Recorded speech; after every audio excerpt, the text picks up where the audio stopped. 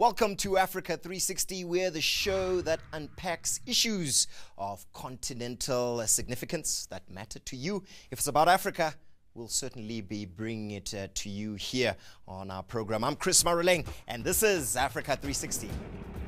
In this week's edition, it has been described as one of the worst terrorist attacks since the 1998 U.S. Embassy bombings, 4 days of siege that grabbed international headlines. As Kenya recovers from the recent deadly terrorist attack, this week on Africa 360, we look at the implications of that tragedy as we focus on the renewed threat posed by terrorism in Africa. All this and more coming up right here on Africa 360. The past 2 weeks have been one of the most difficult periods in Kenyan history as this East African country tries to come to terms with the recent deadly Westgate Mall terrorist attack, which left more than 60 people dead and more than 175 injured. This was the worst terrorist attack in that country since the 1998 bombing of the United States Embassy. Well, our East Africa Bureau Chief, Robin Creel, has been covering the Westgate Mall attack since it started unfolding.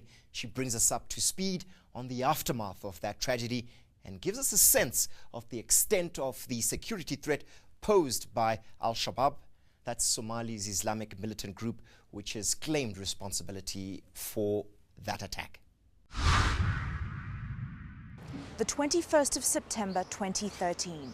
It started off as an ordinary Saturday for many people living here in Nairobi, but quickly turned into a nightmare that would last for 4 agonizing days. Armed gunmen had stormed this shopping center called Westgate, shooting indiscriminately. They claimed to be part of Somali insurgent group al-Shabab, bent on revenge. The world watched in horror and saw Kenya forever altered. ENCA was there from the start. Here's a glimpse of what we saw.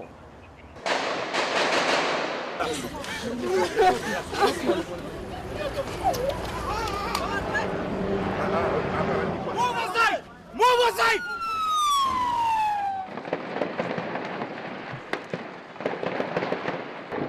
Well, you can hear the explosions behind me. They've been ongoing for more than a minute now. We have no idea where these explosions are coming from or who is detonating these explosions, but you can only imagine how terrifying it must be for the people stuck inside the Westgate Mall.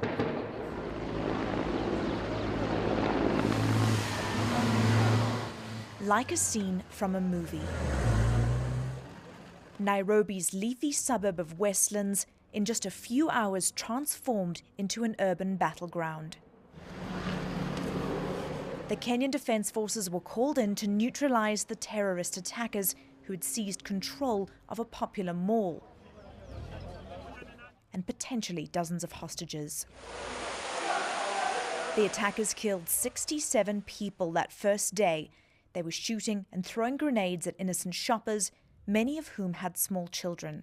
The worst part of this incident, though, is that a children's cooking program was being filmed in the mall. So, Westgate was full of children when the gunmen struck.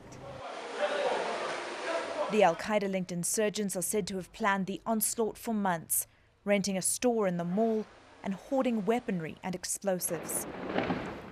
After days of bullets and bombings, the KDF finally stormed the mall.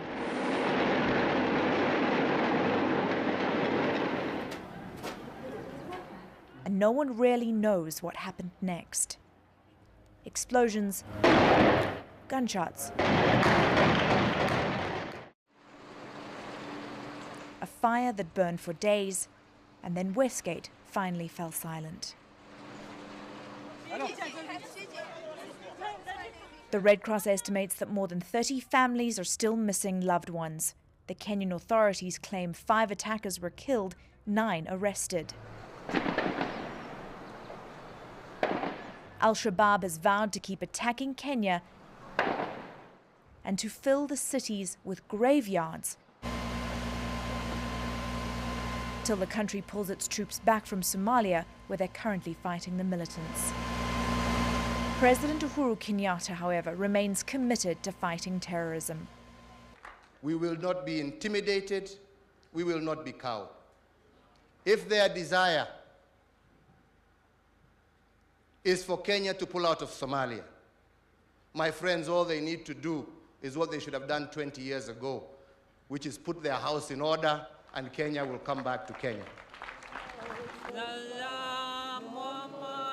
For now, the mourning and funerals for the dead seem never-ending.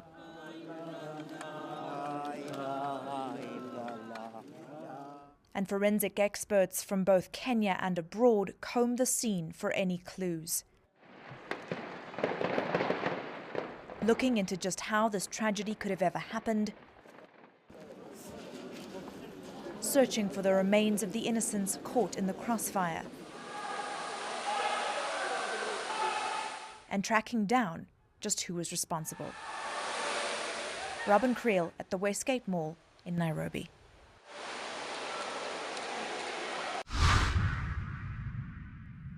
Many thanks for that, Robin. That was Robin Creel, our East Africa Bureau Chief, on the aftermath of Nairobi's Westgate Mall attack. What these strikes mean for Kenya and the whole East African region. Well, the recent terrorist attacks in Kenya have once again renewed attention on militancy and the growing terrorist activities in Africa. The spiderweb of terrorist groups with ties to Al-Queda seem to be growing, and some intelligence organizations believe Africa is where the next big battleground against Islamic extremists will take place. The question, though, remaining is how effective are African governments in responding to what these emerging threats will ultimately be. ENCA senior correspondent Kwanguli looks at the threat posed by one of the Islamic militant groups operating in Nigeria, and that's Boko Haram. Islamic sect Boko Haram wants to Islamize Nigeria, wanting strict Sharia law imposed throughout the country. And since 2002, it's been relaying that message through a reign of terror and violence. Since then, an estimated 3,600 people have been killed in attacks on churches, schools, police stations and military facilities. Recently, Boko Haram gunmen opened fire on students sleeping at an agricultural college dormitory. More than 40 young people were killed. That attack came barely 2 weeks after Boko Haram murdered 159 people on a major highway. Earlier this year, the government imposed a state of emergency in 3 key states in northern Nigeria, and apart from that, has done little else to curb the group. The government has just formed a new division of the army, specifically targeted at Boko Haram. And one would think that if that is properly articulated, it could go some way in dealing with the problem. But in terms of other strategies, of course, the whole strategy of amnesty and dialogue is currently in operation, but to what extent it has proved successful is questionable. Nigeria's President Goodluck Jonathan is now proposing a national dialogue to discuss, among other things, the precarious security situation. There needs to be an engagement on where Boko Haram fits into the political equation of Nigeria, either in a manner that destabilizes it or decisively finding a way forward in dealing with that menace. The recent terrorist attack in Nairobi also sounded a warning to Nigerian authorities.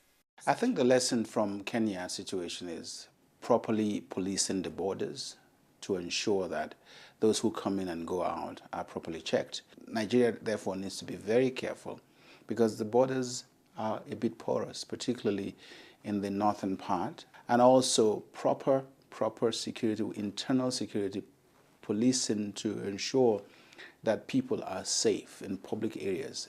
With less than 2 years to go until general elections in Nigeria, many analysts believe that the state of security and terrorism will be key issues political parties will use to woo voters.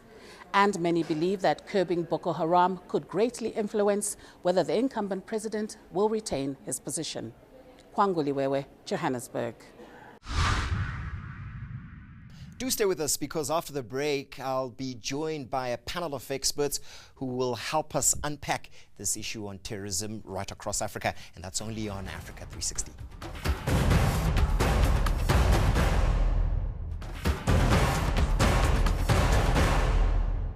Welcome back. You're watching Africa 360. Today we continue our focus on the aftermath of Kenya's Westgate mall terrorist attacks and what this recent siege means not only for Kenya but for the whole continent. Joining me now to take our conversation a little further is David Mwaniki from Global Crisis Solutions. Also joining us from our Pretoria studios is Professor Mike Hoch from the University of Pretoria.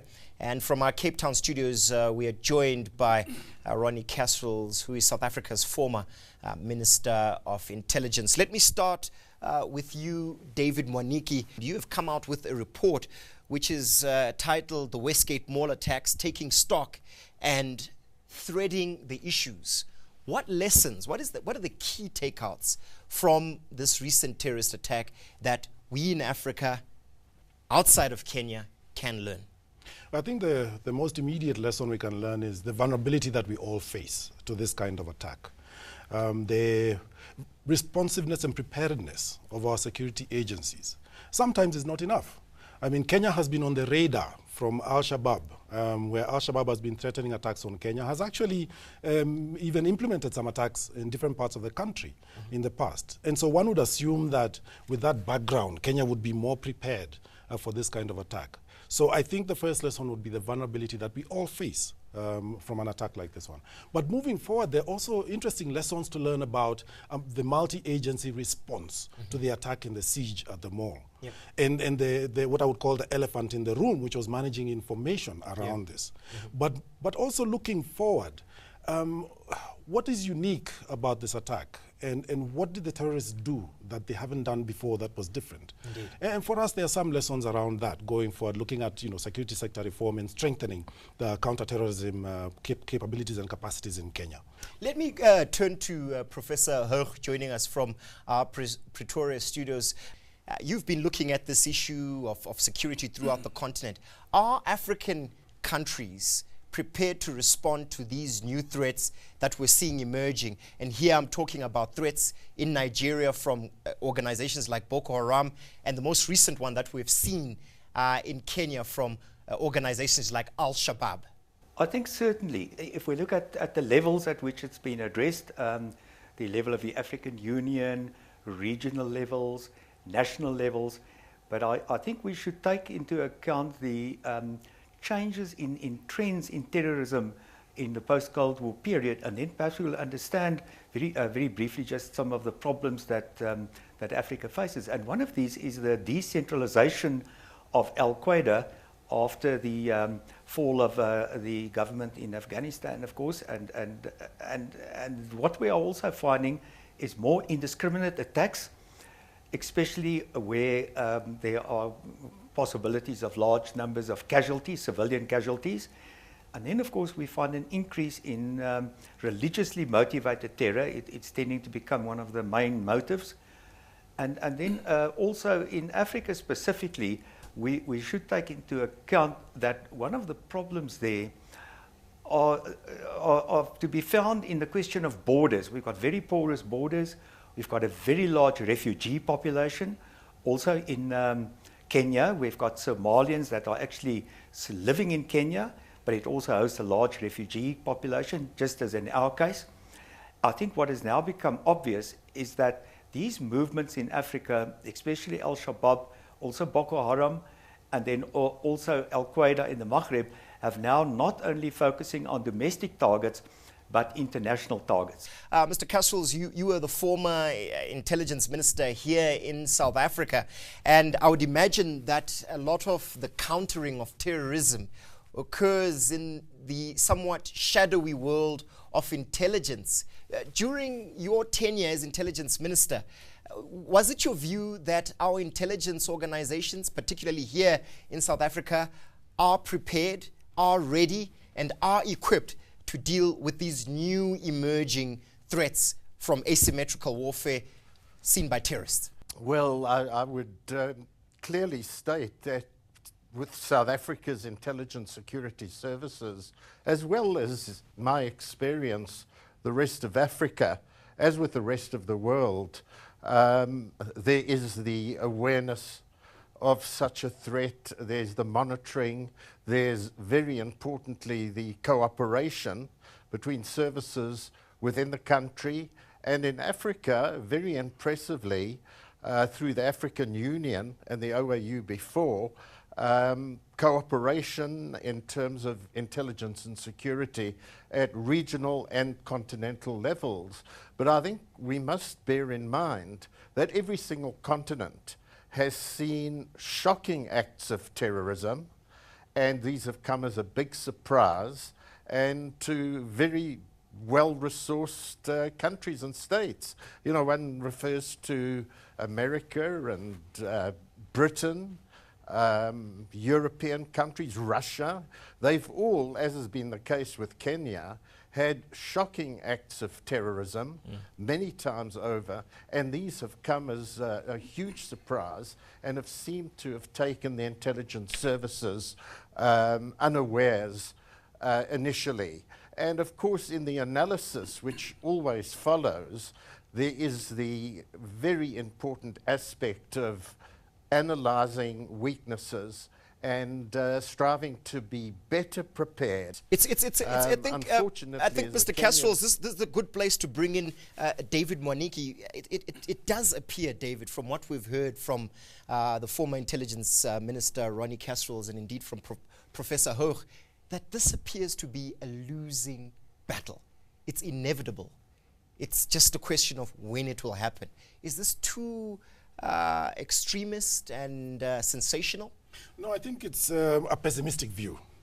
A pessimistic view because, as we've heard from your two other guests, the kind of progress that has been made, and even gains that have been made in the past. One of the things I'd like to disaggregate with you, Chris, is the two elements of terrorism that we are seeing in Africa. The domestic terrorism, where you have a terrorist group or organization that is concerned with seizing power or pursuing an agenda within national borders. Then you've got the transnational terrorist organization that looks more at the global jihad and aligns itself with what I call the global Al-Queda franchise.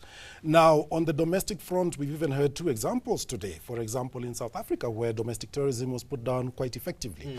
And there are other examples like that. In Kenya, in Western Kenya, there was a domestic terrorism organization that was actually put down. The real challenge here is that we've got a transboundary terrorist organization with a franchise ownership model that seeks to look for soft targets with shock value. Yep. And this means that the cooperation, intelligence cooperation that we heard the former minister speak about earlier is critical. But having said that, I think that there's need to tackle this question of terrorism with counter-terrorism programs that operate downstream rather than upstream. Indeed. Do join us after the break as we continue to define the state of terrorist activity on the African continent, particularly the rise of these so-called insurgent groups in many parts of our continent, and that's only on Africa 360.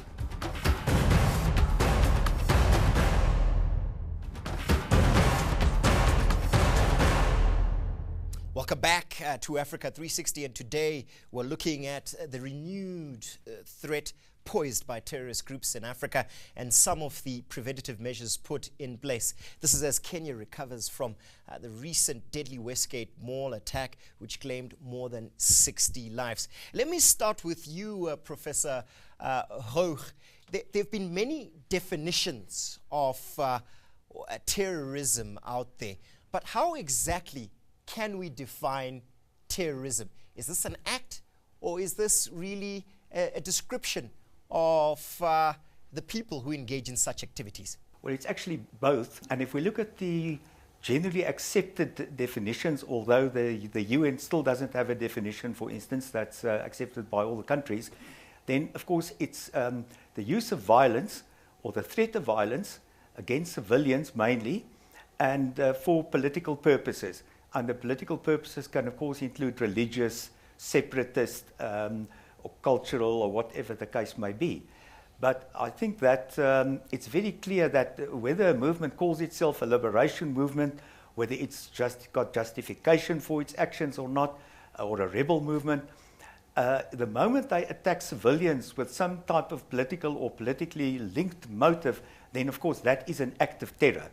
There is in Africa today a tendency in some countries, like the Lord's Liberation Army in Uganda. We had that in Sierra Leone previously with the RUF, for groups that tend to adopt the character of criminal insurgents. They've got no clear political aim. Their main target is the civilian population and not the opponent soldiers. So that is so. But I think there's little doubt that, especially where civilians are involved, that it is not just a personal motive, that it is an act of terror. Indeed, Professor Hoek, understanding those underlying causes is very importantly. But on a somewhat controversial note there, Mr. Caswells, the organization which you belong to at one stage was defined as a terrorist organization because of this definition that was referred to by Professor Hoek, that some of the targets were indeed asymmetrical and included civilians. So is one man's terrorist another man's freedom fighter? Well, the view of what constitutes terrorism, and I think Professor Hoek has included the essence of it, by the way, is the use of violence, indiscriminate violence against civilian population, men, women and children.